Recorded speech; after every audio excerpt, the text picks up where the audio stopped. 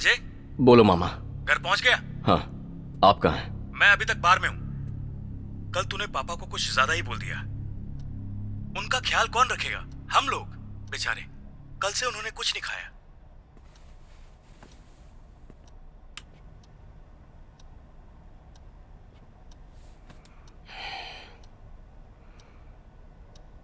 पापा, खाना खाते हैं। पापा, चलिए खाना खाते हैं। अरे, अब रोने का क्या मतलब है? मानता हूं मुझे कल गुस्सा आ गया, पर उसे दिल में रखोगे क्या? मैं सिर्फ नाराज हूं आपसे, नफरत नहीं करता। अब गुस्सा शांत हो गया, पैसे ही तो हैं, भूल जाइए उसे। आपका बेटा हूं, आपको दुखी नहीं देख सकता पापा। मुझे माफ कर पाओगे? आप क्यों माफी मांग रहे हैं? चलिए चलकर खाते हैं। नहीं। क्यों पापा? जहर पी चुका हूं। क्या कहा आपने? मैंने जहर पी लिया है बेटा। कैसी बात कर रहे हैं आप? अब तुम्हें कोई शिकायत? पापा, खून निकल रहा है। पापा, क्या हो गया आपको? पापा।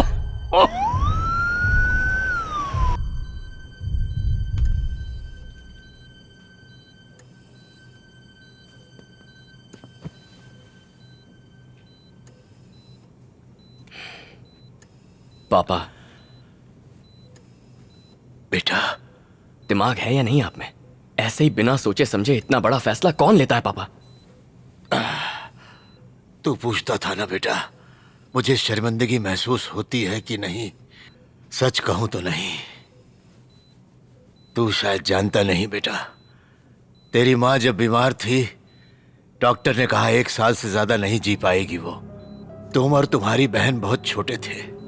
कैसे कहता तुमसे कि 1 साल में तुम दोनों बिना माँ के हो जाओगे। बेटा, मैंने हर हरे गहरे नत्थु खैरे से पैसे मांगे। जानता था कि उन सब का उधार मैं नहीं चुका पाऊंगा। तुम्हारी माँ का इलाज करवा के किसी तरह जिंदा रखा।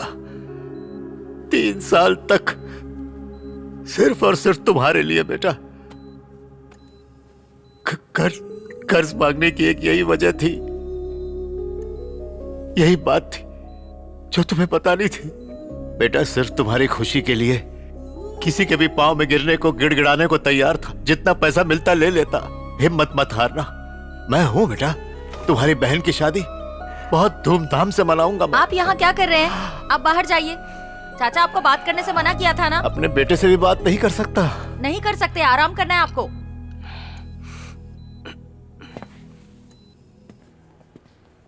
तू चिंता मत कर, बस थोड़ी सी तबीयत खराब है। हम हैं ना सेल्वी, घबरा मत। भैया, पापा कैसे हैं? अभी ठीक है। मैं मिल सकती हूँ? सो रहे हैं अभी। ठीक है। कल सुबह तक डिस्चार्ज कर देंगे। पापा अभी सो रहे हैं। मैंने उसे जहर वाली बात नहीं बताई है। तुम भी मत बताना प्लीज। 1 सेकंड। सेल्वी, जरा अपना फोन दो। मैं बाद में बात करती हूँ।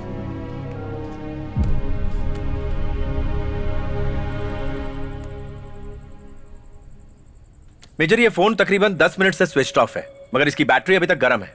मतलब इसका कोई ना कोई सॉफ्टवेयर एक्टिवेटेड है। इस phone is hacked. Major, phone दीजिए जरा। अपना नंबर बताइए। 8939220874। देखिए, आपको मैंने कॉल किया है। अब ठीक 3 गिनते ही आपका फोन डिस्कनेक्ट होगा। 1 2 3। यानी आपका सिम कार्ड भी हैक्ड है। ये हैकर आपके कॉल सुन सकता है और आपका डेटा भी पढ़ सकता है। इस हैकर को ट्रेस करने का कोई तरीका है? असली हैकर वही है जिसे ट्रेस ना कर सको। आज हर इंसान स्मार्टफोन रखता है। हम ऐप इंस्टॉल करते हैं और परमिशंस पे अलाउ कर देते हैं, और उन्हीं ऐप्स की मदद से हैकर्स हमारे फोन पर कब्जा कर लेते हैं। मेजर, आपको जरूर कोई एम्प्टी मैसेज आया होगा। मुमकिन है आपको याद भी ना हो। जैसे ही आपने इसे ओपन किया होगा, फोन की सारी information, SMS, photograph, mail, camera, recorded voice, सब कुछ हैक हो गया होगा। क्या इन्हें रोकने का कोई ऑप्शन नहीं है? सिर्फ एक तरीका है, स्मार्टफोन यूज करना ही छोड़ दीजिए। वो आपका जीपीएस ट्रैक करेगा। अपने पापा का बेसिक फोन यूज कीजिए, उसमें कोई ऐप नहीं होगा। ना हैक कर पाएगा, ना आपको ट्रैक कर पाएगा। सेल्वी का फोन हैक किया वो तो समझ में आता है। उसे पता कैसे चला कि सेल्वी मेरी बहन है? ये थोड़ा अजीब नहीं है? सब कुछ तो तुमने खुद ही उसे बता दिया। मैंने उसे बताया? अपनी सारी इंफॉर्मेशन दुनिया के साथ शेयर कर रहे हो। ये देखो, 1 महीने में 30 फोटो अपलोड किए, with my sis, with my daddy, पूरी फैमिली एल्बम इंटरनेट पे अपलोड कर दी।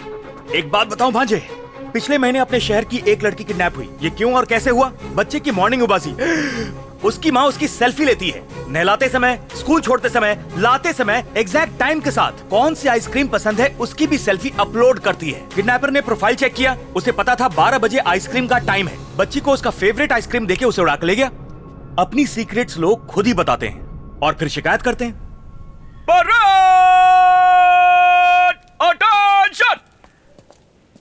अभिमन्यु, इसे तुमसे कुछ बात करनी हेलो है। सर, मेरा नाम वसंत है सर। पिछले साल मेरी माँ के इलाज के लिए मुझे कुछ पैसों की जरूरत थी, और वैसे भी हमारे देश में मेडिकल लोन नहीं मिलता। 50 साल से ज्यादा एज वालों का हेल्थ इंश्योरेंस नहीं होता। लोन के लिए मुझे कुछ डॉक्यूमेंट्स फोर्ज कराने पड़े सर।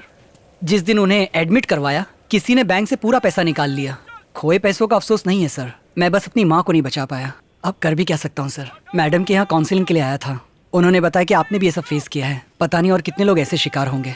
चलता हूँ सर। इसकी माँ की मौत का जिम्मेदार किसे ठहराना चाहिए अभिमन्यु? ये तो खुद को दोषी मानता है। तुम उसकी तरह एक आम नागरिक नहीं हो, तुम तो एक सोल्जर हो। अब तक खुद के बारे में सोच रहे थे, फिर फैमिली की परवाह करने लगे। जब उन पर कोई आंच आई तो तुम बर्दाश्त नहीं कर पाए और निकल पड़े सबसे बदला लेने के लिए। आज पूरा समाज खतरे में है। उनका क्या? उनके बारे में नहीं सोचा? इंसाफ के लिए लड़ो अभिमन्यु।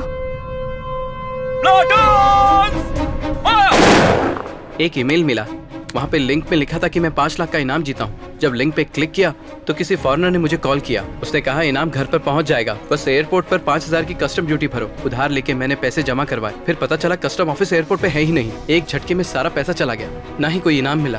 पिछले 5 सालों से पोस्टमैन पेंशन मेरे घर पहुंचाता था। पिछले 1 साल से जब सब कुछ डिजिटल हो गया तो कहा कि पैसा बैंक में जमा होगा और मुझसे साइन करवा लिए।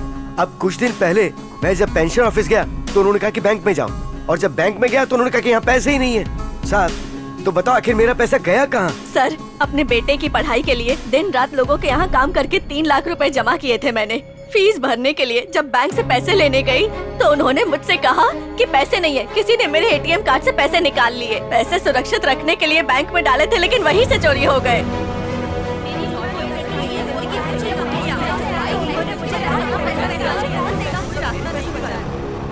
जितनी एटीएम सर्वर मशीन्स हैं, उनका एक स्विच होता है। एटीएम में जाके जब आप अपना पिन नंबर दबाते हो, उसके बाद आपका बैंकर स्विच ओपन करके आपके डिटेल्स चेक करता है।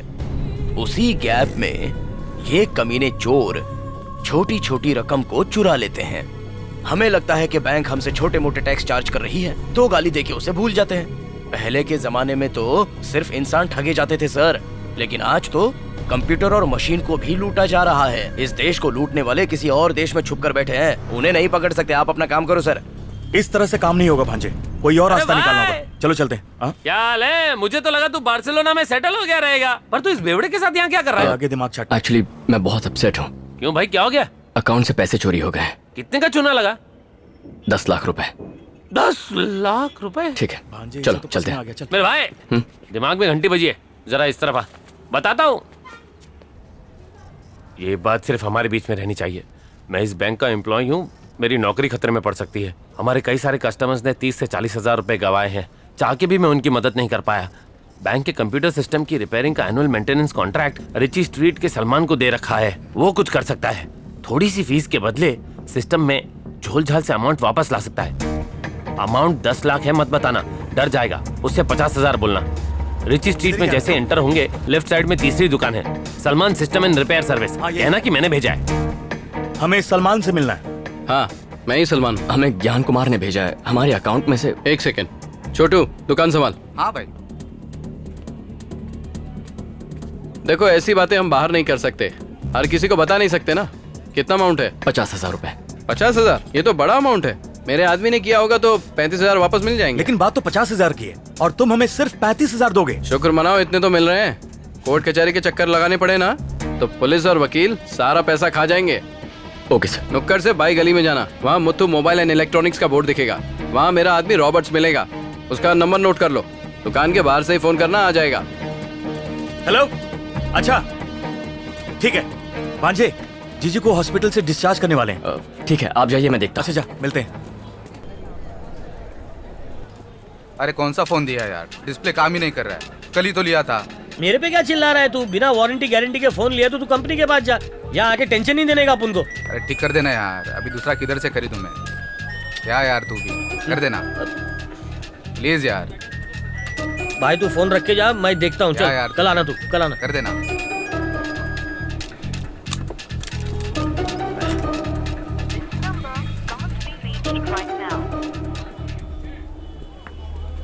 Sir Robert. रॉबर्ट मैं ही हूँ।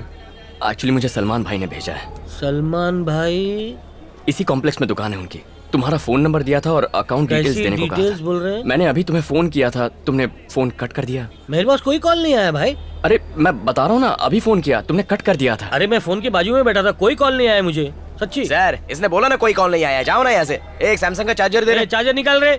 देखो भाई मैं कोई सलमान वलमान को नहीं जानता हूँ, अभी धंधे का टाइम है, टाइम खोटी मत कर, जा यहाँ से। अरे कौन है ये, कहीं को आया था? अरे फोन लाता नहीं है, बोलते रिपेयर कर दो। ऐसे कैसे रिपेयर कर दें? हम लोग को भी मगजमारी होती है ना। चल धंधे का टाइम है, बोल देख देख ये चार्जर है बराबर। हाँ अरे उतने का ही है भाई। अरे कुछ कम कर यार। कम ज्यादा नहीं है, बराबर है। अरे क्या तू भी यार। अभी पैसा निकाला ना? हाँ निकाला। जब पैसा निकालोगे तो मैसेज आएगा। सर ये सब के सब ऑनलाइन ट्रांजैक्शन है, ट्रांजैक्शन चेक कर लीजिए। चल जल्दी जल्दी कर चल। सर मेरे फोन के एसएमएस को ब्लॉक कर सकते हैं? क्या कहा? सर मेरे फोन के बैंक के एसएमएस को ब्लॉक कर सकते हैं? ये हम नहीं कर सकते। देखिए मेरे फोन में बैंक का एसएमएस आता है, मुझे उसे ब्लॉक करना है। अगर इधर ऐसा काम नहीं होता, दूसरी जगह जाके देखो। मेरे साथ चलिए। 2 मिनट में आपकी प्रॉब्लम सॉल्व कर दूंगा। 2 अदरक वाली चाय। हाँ तो बताइए सर, आपका नंबर है आपकी वाइफ का? क्या मतलब? अरे सर कई बार हस्बैंड का वाइफ के साथ बैंक में जॉइंट अकाउंट होता है ना, वाइफ से छुपा के पैसे कैसे निकालेंगे? आपका क्या सीन है? मेरा ही नंबर है। 15,000 लगेंगे, चलेगा? 15,000 रुपए? ऐसे भड़क रहे जैसे 15 लाख रुपए मांग लिए। बाकी के पैसों से आप ही तो अय्याशी करोगे। लेकिन पक्का एसएमएस ब्लॉक करवाओगे? ये तो मेरे बाएं हाथ का खेल है। सर को चाय पिला, मैं अभी आया।